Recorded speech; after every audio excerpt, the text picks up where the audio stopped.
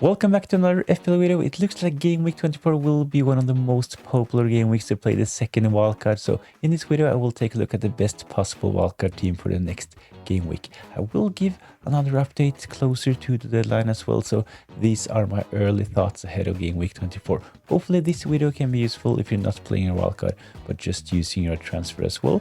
But let's have a look at the best possible game week 24 wildcard team.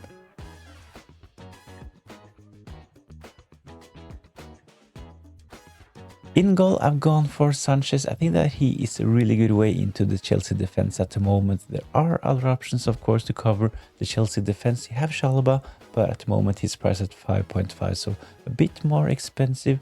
I think I would like to save 0.6 and go for Sanchez. Of course, new manager at Chelsea, Roseneur. Let's see how he sets up his team. So Cucurella at some point, he could be a really good option. Same goes for Reece James. But at the moment, I think that if you want to cover the Chelsea defense, Sanchez is a really good way into it. On the bench, I've gone for Dubravka. It really makes sense to have Dubravka in the team. At the moment, he is the only starting 4.0. So you could, of course, go for a rotation between two 4.5 goalkeepers, but I like the combination with Sanchez at 4.9, Dubravka at 4.0.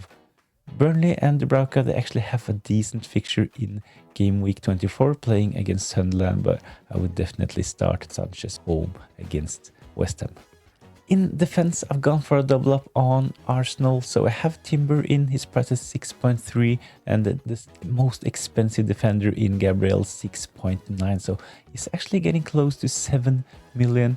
So I think that at this point, if you don't own Gabriel, he looks like a must-have at this point. So if you're playing your wildcard in game week 24, I think that you should include Gabriel. So selected by 32% of the managers, he can pick up clean sheets, he can get defensive contributions, and he's one of the defenders with the best attacking threat as well. Same goes for Timber. He hasn't really delivered that many attacking returns recently, but he is one of the defenders with the highest expected goal involvement. So Timber, Gabriel on a wildcard, I think I would do this investment in the Arsenal defense. The last defender in my starting 11 is actually Munoz. So he is one of the most attacking defenders in the game. We saw this last season. We saw this at the start of this season as well. He has been injured, but he is back. So hopefully he can contribute with attacking returns and clean sheets for Crystal Palace. So there are some uncertainty when it comes to Crystal Palace. They have sold their captain Guehi.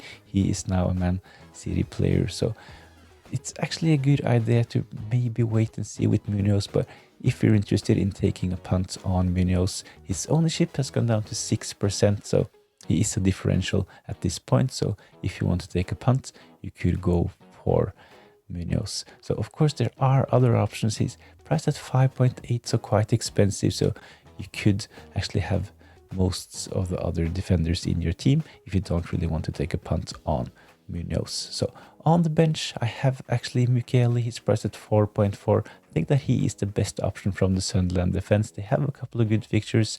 They will play away against Arsenal in game week 26. So if you can bench Mukiele for this fixture, I think that he is a solid option as well.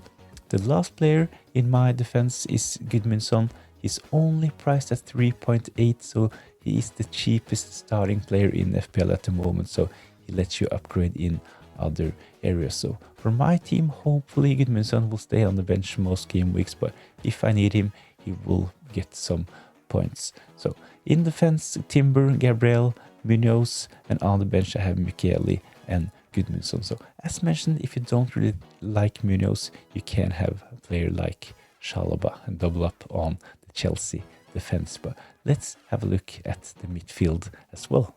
So on this wildcard team, I'm going for a midfield 5-3-5-2. I don't really rate that many forwards at the moment, so I think that there are a lot of good midfield options. So the first name on my team at the moment is actually Bruno Fernandes. Got back from injury in game week 22, did well against Man City. So priced at 9.2, selected by 18% of the managers. I think this is a good fixture for Man United playing at home against Fulham. So Bruno Fernandes is in my team. He's on most set pieces for Man United, including penalties. So Man United talisman Bruno Fernandes, he is in. The next player is Rodgers. I think that he can potentially be a good asset. He is one of the players that will play most minutes, so high expected minutes for Rodgers.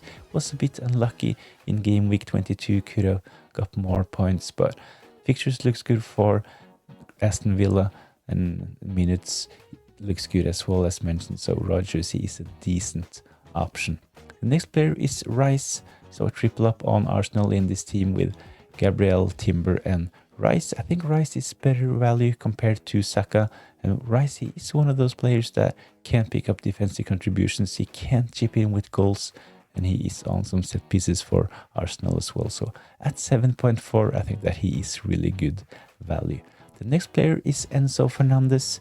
You're playing a bit deeper in this Chelsea team, but he has the license to go into the box as well, taking corners for Chelsea. So at the moment, with all the uncertainty around Cole Palmer and his injuries, I think that Enzo Fernandez is a really good option.